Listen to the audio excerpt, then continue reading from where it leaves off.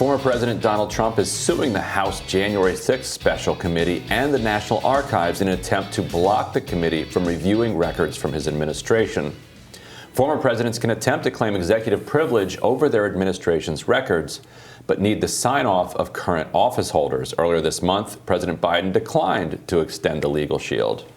Now, according to CNN, the January 6th committee sent a records request in August seeking materials related to the Capitol riots, covering the period from December 1st, 2020 to the day Trump left office on January 20th, 2021. Meanwhile, the House Special Committee intends to move forward today in the criminal prosecution of Trump associate Steve Bannon for ignoring a congressional subpoena. A measure to hold Bannon in contempt of Congress is expected to advance to a floor vote without opposition.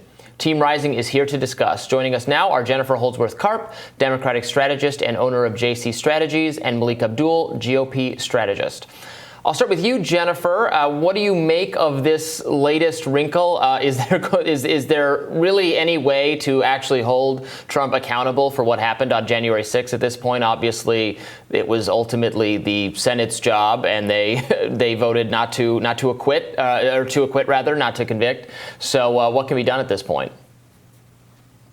Yeah, I think there's a couple of layers here to unpack. You know, executive privilege has been tested a couple times in the court, going way back to Nixon. And since Nixon was only asserting sort of general privilege, it was something that the court came down on the other side. But, these subpoenas and the subpoena power is something that was tested during the Bush administration in the investigation into the firing of U.S. attorneys. It was something that was tested under the Obama administration when Eric Holder did not comply with the subpoena under the Fast and the Furious investigation. And now here we find ourselves again testing this subpoena power and the balance of the branches.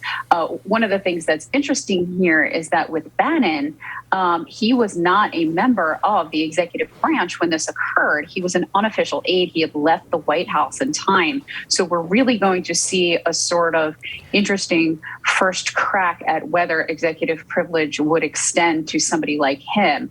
Under my novice legal opinion, I don't think it does. But I think that the House and the investigative committee is going to have a fight on their hands when it comes to getting those documents from President Trump. Now, we've seen that President Biden has not extended the executive privilege to those documents. But I think ultimately the investigative committee is going to have to narrow their scope. December 1st to January 20th might be a little too wide. We have seen the Supreme Court side more conservatively over the last couple of years. However, I think this is also something that Chief Justice Roberts is going to be particularly interested in getting to the bottom of. I think that you might see a very interesting goings-on in the next few weeks. And Malik, is the GOP going to defend Steve Bannon? Do they have any vested interest in actually protecting him at this point?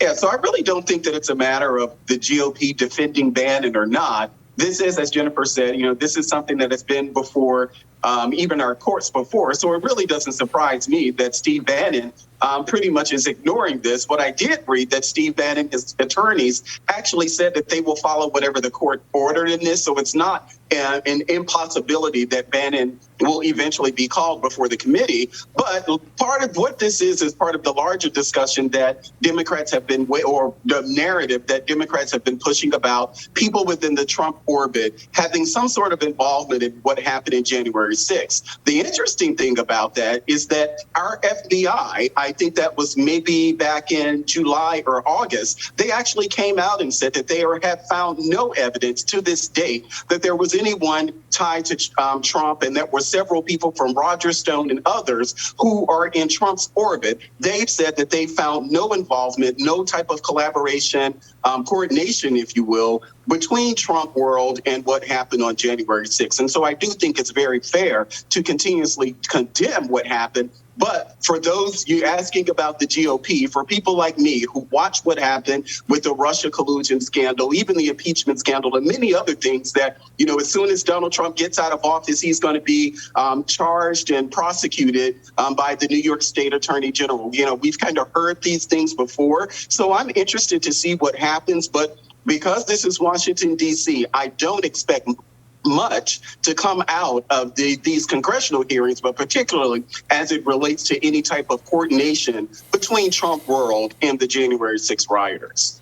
And so, Jennifer, as Rachel Bovard has pointed out on this show, Congress is only allowed to launch these investigations in the pursuit of legislative activity. Now, it wouldn't be impossible to kind of shoehorn this into some type of legislation, but what legislative response do you see this as fitting into, or is this merely Congress doing what is appropriate for the FBI to be doing?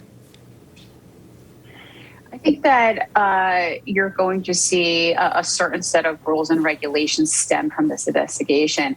I happen to think the most interesting part is not the connection to the Trump administration, but the connection to several members of the legislature who may or may not have been connected to this attempted insurrection. I think that any legislation coming out of this is actually going to surround who can actually be seated in Congress. So I think that the Trump administration is being swept up in this.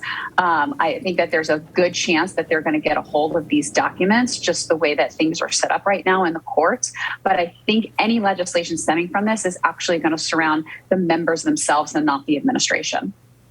Yeah, Malik, I absolutely agree with you that Trump is not going to suffer some kind of criminal consequence for what happened, and the idea that jail time is just around the corner is an absurd kind of resistance media narrative. And you're right that there's no connection or overlap in that kind of formal collusion sort of way. However, I do obviously we did watch with horror what happened, and the people there on January 6th were clearly there at Trump's behest. I think received moral support from Trump and from his rhetoric.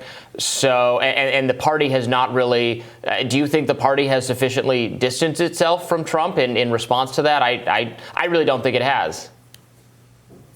Yeah, so I actually think that it has. When it comes to, if you see many of the members in Congress, I think what typically happens is that the media typically chooses 1, 2, or 3 people, 4 people, 5 people to say that the party hasn't really condemned this. We've seen on really at every level, from me and my small platform here, but even all the way up to Mitch McConnell and others, the party itself has distanced itself from this and have condemned it. But I think the conversation that's had in the media, when you pick those 1 or 2 Republicans who are out there really pushing these narratives, whether there is someone like a Marjorie Taylor Greene and some of those people that have been not very helpful when it comes to moving us forward, I think that the media focuses on those in a way that doesn't ultimately help the Republican Party. But I do push back on the idea that the party itself hasn't pushed back on this, because for many of us, we're actually hoping that it moves forward. But I think on the Democratic side, I think what Democrats are hoping is that this is something that pushes